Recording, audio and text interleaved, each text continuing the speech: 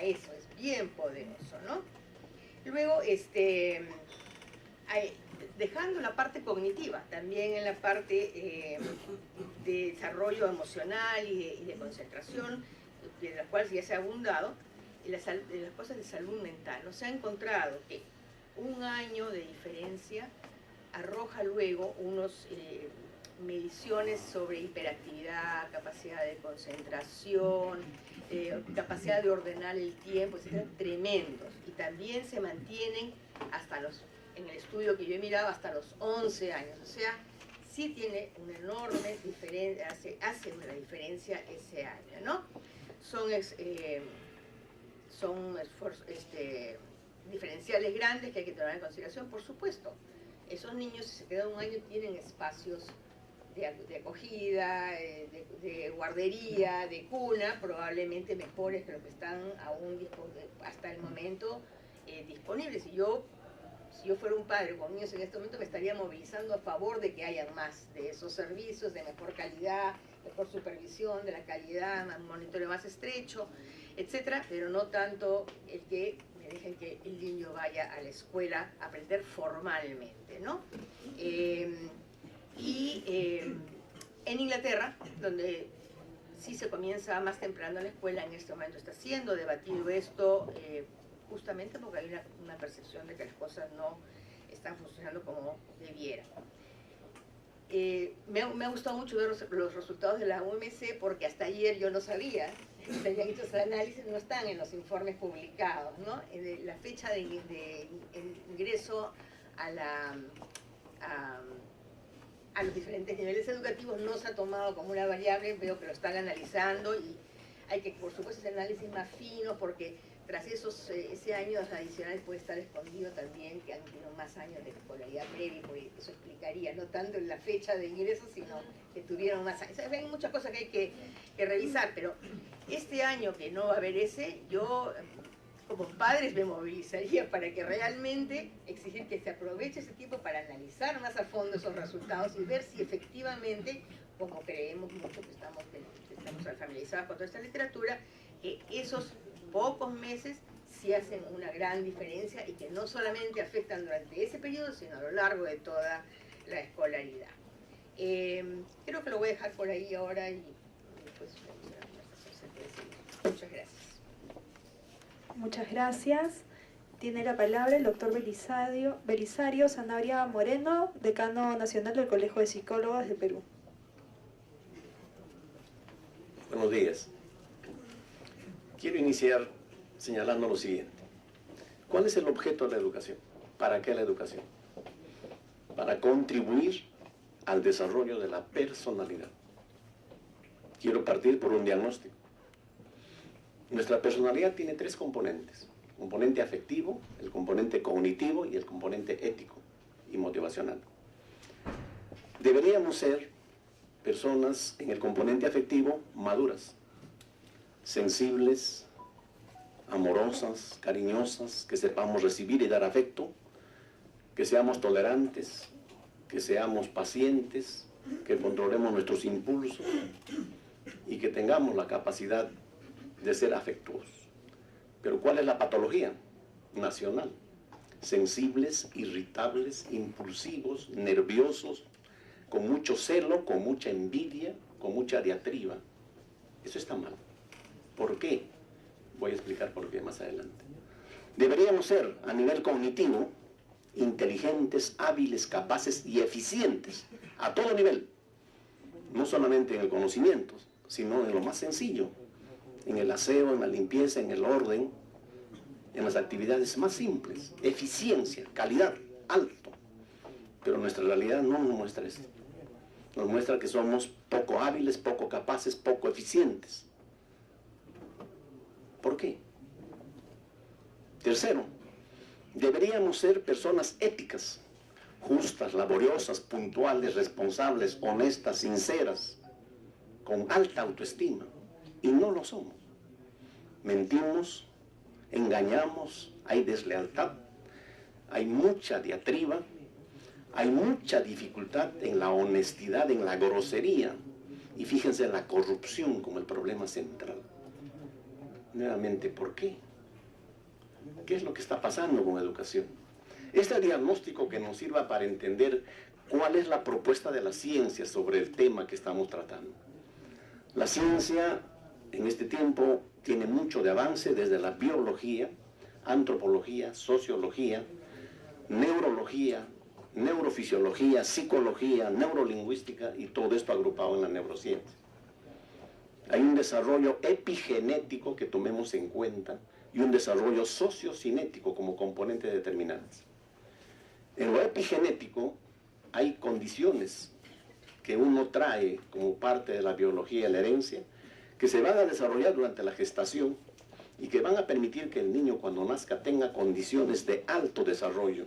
Ejemplo, estimulación temprana durante la gestación de tipo afectivo y estimulación temprana durante la gestación de tipo cognitivo, que no lo practicamos porque no nos dicen cómo es. Y desde que nace, el rol de todo papá y de toda mamá es contribuir al desarrollo de la personalidad. ¿Lo saben?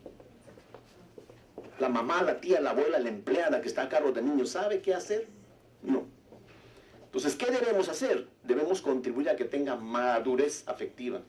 Hay que distinguir, muchos hablando de emociones, hay que distinguir emoción de afecto. La emoción es una actividad neurovegetativa, es una actividad inconsciente, pero los sentimientos se construyen. Y acá es necesario saber construir sentimientos para que tenga madurez ese niño. Se construyen de 0 hasta los 6 años. Y ahí está lo que señala la doctora Patricia. ¿Cómo están las redes neuronales afectivas? Que hay que distinguir redes neuronales cognitivas y redes neuronales éticas. Son diferentes redes.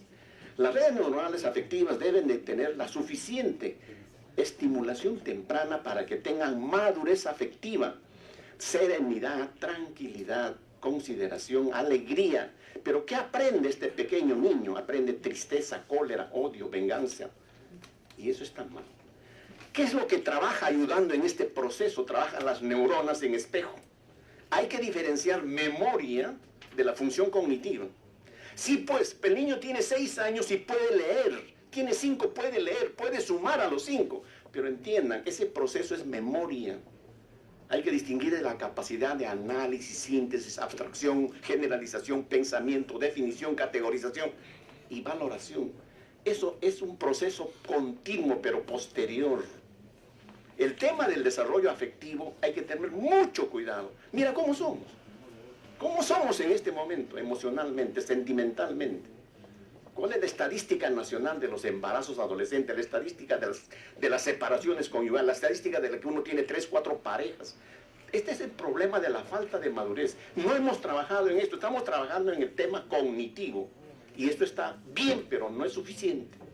En el tema emocional, recordemos que hasta los 6 años el niño debe tener todo el desarrollo del afecto para que tenga madurez afectiva. Y el afecto es el sistema que modula la función cognitiva. Modula. Mis afectos en este momento puedo estar interesado por lo que me han dicho, me ha ayudado a atender, me ha ayudado a comprender, me ha ayudado a abstraer lo que han dicho en este momento. Porque el afecto me moviliza. Pero si un afecto es de tristeza, de cólera, de pena, de sufrimiento, no me ayuda. Y simplemente estoy repitiendo como un loro, como dicen así, lo que el conocimiento da. Posteriormente, paralelamente, desde los 3, 4, 5, surge el proceso cognitivo, en el cual el niño va a empezar a conocer su realidad, conoce su casa, conoce la calle, conoce la situación del país y se integra posteriormente al conocimiento del universo. Pero ese proceso requiere de todo un trabajo del propio cerebro en base a la estimulación temprana cognitiva. Y ahí es donde realmente se puede dar a los 5, a los 6 esta estimulación cognitiva, sí, pero tomemos en cuenta, es la memoria que uno tiene, que viene, esta memoria especial que uno tempranamente, la memoria en espejo, que permite que ayude a captar todo. Porque mire, uno puede aprender a hablar normalmente a los 8 años, pero gracias a la memoria y al proceso epigenético, uno habla a los 3, se comunica claramente a los 3. Es que la memoria a esta edad de los 6 años, 5 años, 3 años, puede ayudar a leer, a sumar, a restar. Pero es un proceso de repetición, de almacenamiento y recordar y evocar fácilmente. He ahí la diferencia entre quién es inteligente y quién tiene buena memoria. Uno puede leer y aprender muy bien su memoria, pero ese análisis de la interpretación, de la generalización, de la abstracción, de la comprensión de alto rango, ya es inteligencia. Ese proceso de la inteligencia tomemos en cuenta. Y no está aislado de lo que señalo personalidad. El proceso cognitivo se da paralelamente al sistema afectivo, pero el énfasis cognitivo tempranamente perturba, como han señalado muy bien los análisis que se han señalado. Se requiere que este sujeto no solamente tenga capacidad de pensar, analizar, sino viene el tercer componente, que es ético. Y el componente ético está relacionado a la verdad, a la justicia, a la equidad, a la transparencia, a la conducta moral que uno debe mostrar. Y esto depende del razonamiento. Y cuando uno razona, a los 4 o 5 años, ¿tiene capacidad? No. A los 6 tiene capacidad, no. ¿Puede distinguir un niño de 4 o 5 lo bueno y lo malo? Todavía no. Se requiere de un proceso. Pero este proceso es concatenado, es un proceso integrado, como señalan. Esto va de menos a más. Va paralelo lo afectivo con lo cognitivo y con lo conativo, volitivo o ético y moral. Y en eso no estamos trabajando en educación. La educación tiene un enfoque positivista, empirista, naturalista, muy bien, pero no suficiente, porque tomemos en cuenta lo afectivo y lo ético. Esto es la neurociencia en este momento. Y esto quisiéramos señalar claramente. Es importante que nosotros seamos modelo de personalidad. Y no lo somos. No lo somos. Usted es testigo, y acá somos testigos del odio, de la venganza, de la ira, de la corrupción, de la mentira, del engaño. Y eso es un razonamiento volitivo junto a un razonamiento cognitivo y junto a un sentimiento. El sentimiento es importante. Mi sentimiento dice, yo la quiero, y como la quiero, ¿cómo le voy a engañar? Y es un freno. Y ahí mi pensamiento dice, en verdad no es justo. Y la ética dice, esto no es prudente. Los tres están colaborando. Y los tres permiten que una persona tenga éxito en el distintivo, en su personalidad. Y de eso se trata. No es la edad, no es el tiempo, es lo que queremos, qué cosa queremos, qué tipo de peruano deberíamos ser, qué tipo de humanidad quisiéramos tener. Una humanidad que en este momento es crítica. Siglo XXI, donde la humanidad todavía está en guerra, ¿es justo? ¿Para qué tanto conocimiento? Para que alguien con mucha creatividad, imaginación y de conocimiento de ingeniería cree los artificios más sofisticados para matar. Para eso le enseñamos universidad, para eso ingeniería.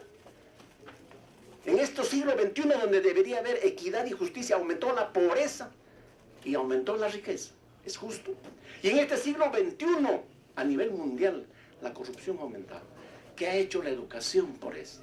¿Qué está haciendo la educación por esto? Quisiéramos que esto sea pretexto para corregir el tema de la edad, que en cierto momento podríamos decir que algunos niños, y hay informes psicológicos que muchos colegas han dado, sí, pues el niño de 4 años sí puede leer, sumar y restar, pero son excepciones, y es gracias a este potencial epigenético que tiene, que le permite memorizar. Pero entiendan que la memorización es un proceso necesario, obligatorio, para el razonamiento, para el análisis, la abstracción, la comprensión, la generalización, la definición y, lo más importante, la valoración de ese conocimiento. Una cosa es decir por decir, otra cosa es valorar lo que uno dice. Es un proceso que se da en este desarrollo. Y no es un hecho aislado de la cognición solamente. Es un hecho que está amarrado al afecto, está amarrado a la cognición y está amarrado al valor ético, al valor conativo, al valor de intereses y objetivos que realmente nos permiten entender qué somos. ¿Para qué la educación? Para que el hombre sea una persona solidaria. ¿Somos? No lo somos. ¿Para qué la educación? Para que la persona sea una persona libre. ¿Y cómo es libre? Cuando conoce y discierne bien. ¿Para qué la educación? Para que la persona sea justa. Libre, justo, solidario, nos permite hacer un cambio personal. Si yo cambio, mi familia, mi barrio, mi sociedad cambiará. Queremos un país que tenga estas características, que no depende de leyes, de normas, ni de cárceles, ni de policías. Depende del desarrollo integral de nuestra personalidad.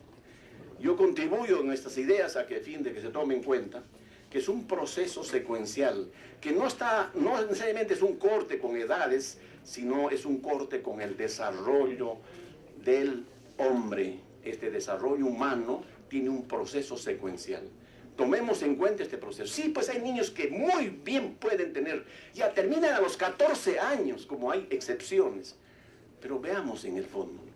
Veamos en el fondo algo que es común y que siempre señalo. Muy bien, tiene maestría, tiene doctorado, es excelente docente, excelente investigador, gana mucho dinero, pero sufre y hace sufrir Miren su patología de personalidad.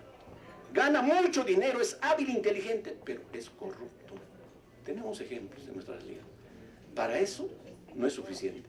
Quisiéramos que se tome en cuenta esta propuesta de la actividad en psicología que hacemos y que tenemos de repente muchas más. En un momento conversamos con el ministro Saavedra, que nos escuchó bastante tiempo sobre estos temas que estábamos proponiendo desde la psicología, y creo que hay razones suficientes para que nuestra psicología personal de nosotros sea un modelo de vida que nos ayude a llevar al final de nuestra existencia un éxito personal y una contribución a nuestro paso por este espacio y por este tiempo. Muchas gracias. Saludamos la presencia del congresista Lucio Ávila y del congresista Johnny Lescano. Tiene la palabra el señor Edgardo Palomino Guamanchumo, presidente de la Asociación de Colegios Privados de Lima, Acuapril. Buenos días, señora presidenta. Agradezco la invitación, felicito la organización de esta mesa técnica. Yo quiero dar mi punto de vista desde tres enfoques. Uno, desde el día a día que vivimos los promotores y directores de las escuelas privadas. Otro, desde nuestra perspectiva de lo que el Ministerio de Educación hizo o dejó de hacer. Y al finalizar voy a dar nuestra propuesta técnica.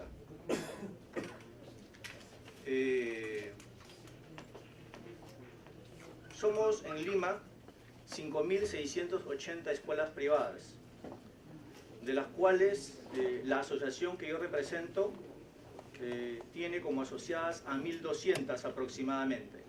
Y hay que tener en cuenta que 3.000 colegios privados no están asociados. Y en este momento, Acuapril está en una campaña de formar asociaciones distritales en los más de 40 distritos de Lima y en los 7 distritos del Callao. También quiero dar algunos datos estadísticos para precisar que algunas políticas públicas, directivas o proyectos de ley se están dando en función a un porcentaje de las escuelas privadas. Y quisiera dar el siguiente dato, que el 63% de las escuelas privadas en Lima en el Perú cobran menos de 200 soles y solamente el 1% de las escuelas privadas en el Perú cobran más de 1.000 soles. Todos los años, a partir del año 2010, en nuestros colegios, los promotores y los directores recibimos a un porcentaje de padres de familia que no están de acuerdo con la normatividad vigente, en referencia a poner como fecha de corte el 31 de marzo. Y para nosotros es muy difícil explicarle a los padres de familia el por qué no pueden matricular a sus hijos. Esa es la realidad que nosotros desde la escuela privada lo vemos. ¿En qué porcentaje? Aproximadamente un 20 a 25% de padres de familia que recurren a nuestras escuelas para matricular a sus hijos y no lo pueden hacer. Desde el punto de vista del Ministerio de Educación, ¿qué es lo que nosotros pensamos? Pensamos que el Ministerio de Educación está perdiendo una oportunidad. Está perdiendo una oportunidad para lograr insertar al padre de familia en la educación de sus hijos. Por años hemos o decimos de que el padre de familia debería comprometerse en la educación de los niños. Sin embargo, la postura del Ministerio de Educación, desde que se dictó esta norma, no ha sido una postura de diálogo, ha sido una postura confrontacional. El Ministerio de Educación debería de aprovechar esta oportunidad porque estamos hablando del inicio al sistema educativo, ¿no? Si bien es el ciclo 2, pero es el ciclo 2 de 3 a 5 años del nivel inicial, en que la mayoría de niños ingresa al sistema educativo. Y aquí también tenemos que hacer notar algo importante.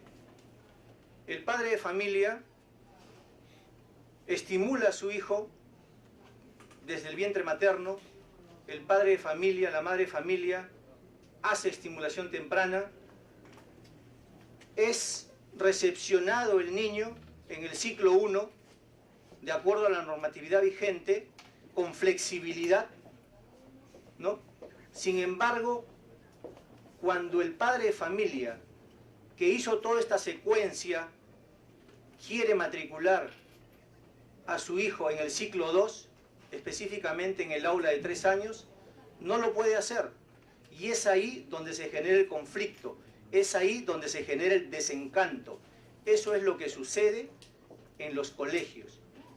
Niños que estudiaron 2 años, habiendo nacido en abril, en mayo, en junio, en julio, sin embargo, cuando quieren estudiar 3 años, no lo pueden hacer.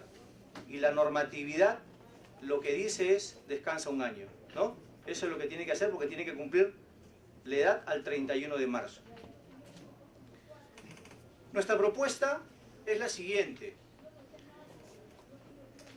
Considerando que el periodo lectivo inicia en marzo y culmina en diciembre, son 10 meses, y quiero hacer notar que no estamos discutiendo qué es lo que se le va a enseñar al niño, que ese es otro tema que no está en discusión el día de hoy. Y la Asociación de Colegios Privados también tiene su posición. Pero el día de hoy no está en discusión qué es lo que se le tiene que enseñar al niño, sino creo que está en discusión cuál es la fecha de corte que haga que el grupo de niños dentro de ese periodo lectivo sea lo más homogéneo posible. Entonces, si tenemos que el periodo lectivo inicia en marzo y culmina en diciembre, por lógica, es que si colocamos la fecha de corte a uno de los extremos del periodo lectivo, lo que vamos a lograr es tener aulas